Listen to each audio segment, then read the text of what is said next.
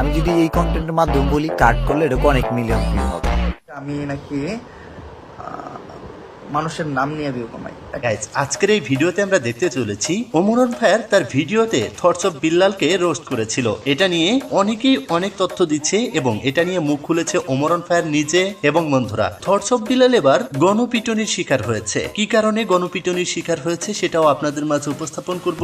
RS Fahim চৌধুরীর সাথে থাকা সেই শাহরিয়ার কিন্তু এবার পুলিশের হাতে আটক হয়েছে। কি কারণে আটক হয়েছে সেটাও আজকের এই ভিডিওতে আপনারা জানতে পারবেন। এবং ওমরান ফায়ার এমন একটি ভয়েস দিয়েছে যেই ভয়েসটি শুনে আসলেই খুবই খারাপ লেগেছে।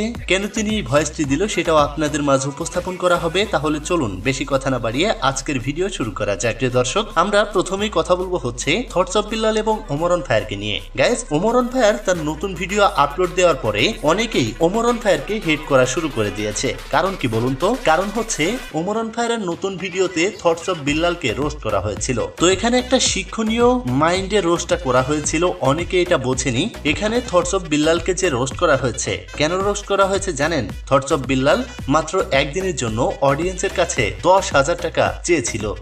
24 ঘন্টার জন্য 10,000 টাকা পেমেন্ট নিব। সো 1 ডেজ আমার সাথে ঘুরতে পারবে, টাইম স্পেন্ড করতে পারবে। তার সাথে একদিন থাকতে হলে 10,000 টাকা গুনতে হবে। এই কারণেই হচ্ছে এই থটস অফ বিল্লালকে মানুষ রোস্ট করা শুরু করে। শুধু তাই নয়, 3 মাসে 44 লক্ষ টাকা ইনকাম করার পরেও অনেকেই কাজকর্ম ছেড়ে দিয়ে এই কন্টেন্ট ক্রিয়েশনে নেমে নিজেকে নিঃস্ব করে দিয়েছে। এটাও হচ্ছে আরেকটা কারণ। গাইস, এই থটস অফ বিল্লাল মানবিক কাজ করেছিল, মনে করেছিলাম ভালো করছে, কিন্তু সর্বশেষ তিনি যে একদিনের জন্য 10,000 টাকা মানুষের কাছে চেয়েছে, মানুষ তার নিজের প্রিয় জিনিস বিক্রি করে এই 10,000 টাকা দিয়ে তার সাথে থাকার যেই মন মানসিকতা তৈরি করেছে, এতে সেই মানুষটির লসই হবে, লাভ হয়তো হবে না। তো যাই হোক প্রিয় দর্শক, এই থটস অফ বিল্লালের সম্পর্কে আপনাদের কি মতামত অবশ্যই কমেন্ট বক্সে লিখে জানাবেন। এবার আসি বগুড়ায় কেন তিনি মার খেলেন। গাইস, বগুড়া একটা মিটআপে গিয়েছিল, সেখানে অনেক মানুষের জ্যামের কারণে থটস অফ বিল্লাল কিন্তু গণপিটনির শিকার হয়েছে। এটা আপনারা এই ভিডিও দেখলে বুঝতে পারবেন। কিন্তু কোনোভাবেই দর্শক তাকে ছেড়ে দিচ্ছে না। গাইস দেখেন তাকে কিভাবে জনগণ আক্রমণ করছে আপনারা দেখতে পেয়েছেন। ভাই দেখেন, ওর ভাই রে ভাই, এটা কি ছিল ভাই? দেখেন ওরে আল্লাহ, তার গলা। তো যাই হোক প্রিয় দর্শক, গতকাল মেসির ঘরোয়া ফুটবলের শেষ ম্যাচ ছিল এবং অনেকেই মেসিকে এখন মিস করবে। গাইস, এই মেসিকে নিয়ে একটা ভয়েস দিয়েছে ওমরান ফায়ার, যে ভয়েসটি শুনে আসলেই অনেকটা খারাপ লেগেছে। কত ফুটবলারই তো বিদায় নিল, কখনো এমন তো লাগে নাই যেমন লাগতেছে আমার কাছে মেসির বিদায় মানেই পুরা ফুটবলের বিদায়।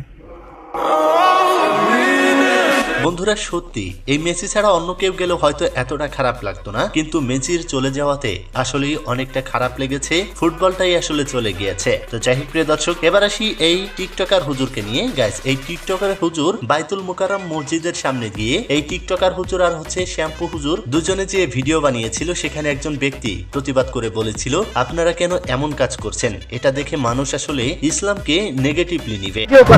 এগুলা কোনোভাবে ইসলামের সাথে যায় না। আপনাদের সাথে মূর্তি নিয়ে আপনি ভিডিওগুলো দেখেন, আপনি ভিডিওগুলো দেখেন, আপনি ছাপ্পিগিরি করেন। মসজিদের সাথে কিছু ইসলাম আপনারা যদি উল্টাপাল্টা করতে চান, প্যান্ট শার্ট পরে করবেন। যার কারণে তিনি লাইভে এসে মাপ চেয়েছে। আর ওই ভিডিওগুলো দেখে যারা আমার উপরে ক্ষিপ্ত হয়ে আছেন বা খারাপ নজরে দেখছেন, আপনাদের কাছেও ক্ষমা চাচ্ছি।